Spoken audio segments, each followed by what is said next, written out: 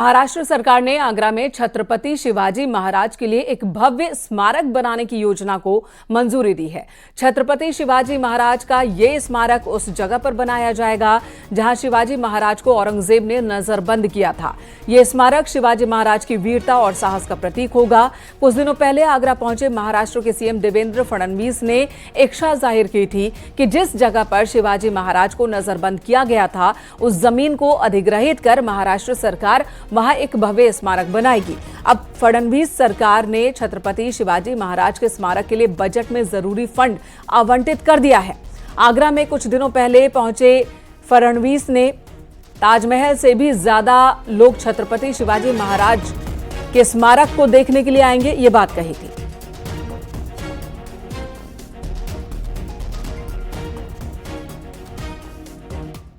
भव्य दिव्य स्मारक बनेगा, लेकिन एक याचक के रूप में मैं आपके माध्यम से योगी जी से प्रार्थना करना चाहता हूं, हमें आप अनुमति दीजिए।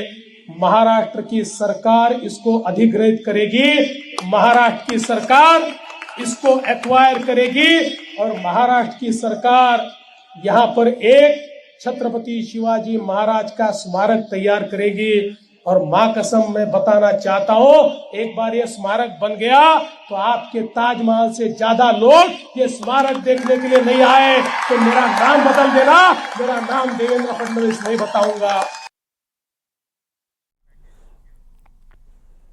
औरंगजेब और गाजी की मजार को लेकर विवाद बढ़ता ही जा रहा है। अब इन मजारों को हटाने को लेकर यूपी में होर्डिंग्स और पोस्टरबाजी की गई है। केशव मौर्य ने ममता, अखिलेश और राहुल पर पलटवार किया और कहा कि औरंगजेब पर बनी छावा फिल्म देखें, आक्रमणकारी संत नहीं होता। वहीं समाजवादी पार्टी का दावा है कि वो नेजा मेले को करवा कर ही रहेगी। देखिए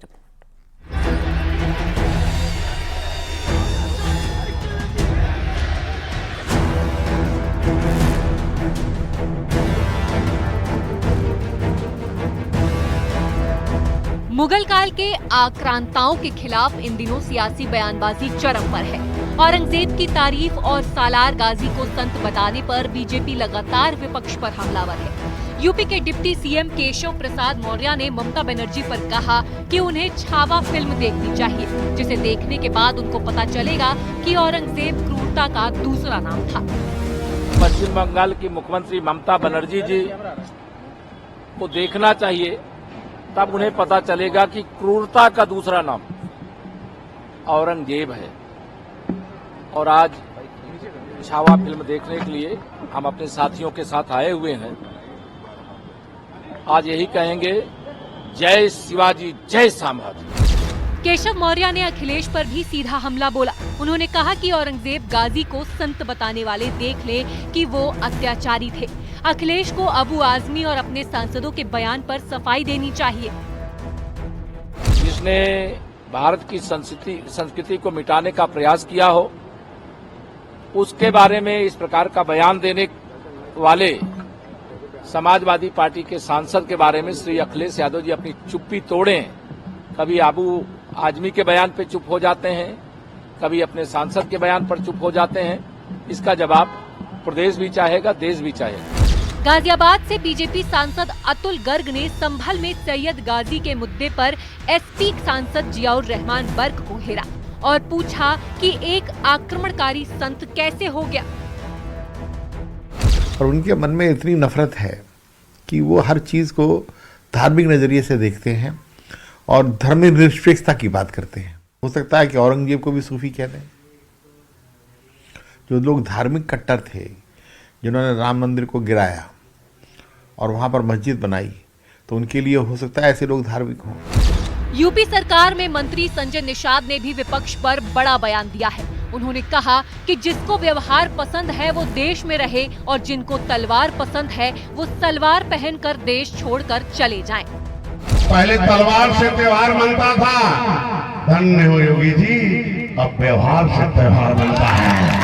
अब व्यवहार से त्योहार बनता है। जिसे व्यवहार पसंद होगा वो भारत में रहेगा, जिसे तलवार पसंद होगा वो सलवार पहनकर इस देश से चला जाए, उसका कोई जरूरत नहीं। समाजवादी पार्टी के प्रवक्ता ने दावा किया, जैसे महाकुंभ मेला हुआ वैसे ही सालार गाजी का मेला होगा, कोई रोक नहीं सकता। देखिए, महाकुंभ मेला जैसे हुआ है वैसे ही जो है सराय मसूद का भी मेला होगा, उसको कोई रोक नहीं सकता है।